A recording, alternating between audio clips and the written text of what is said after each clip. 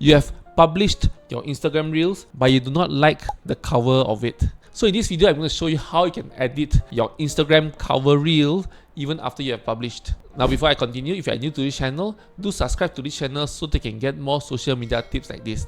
Without further ado, let's jump straight into my phone and let me show you how you can edit your Instagram cover reel. Let's go. Alright, first of all, open up your Instagram app, then you click on your profile, then click on the reels that you want to edit. For example, I want to edit the cover of this first reels which I say I quit.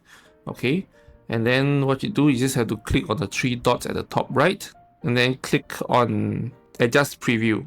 Okay, so you can see that this is how you edit your cover reel. So for example, the profile grid, you can just for example move this. Okay, so how do you change it officially? Go to cover, and then you can see here you can pick from any moment. For example, I want to pick this picture, for example. All right, then you just click done, and then when you go back, you can see that the picture has changed. So this picture is from your video itself, but what if you want to upload something that's not from your video? So for example, let's go to adjust preview.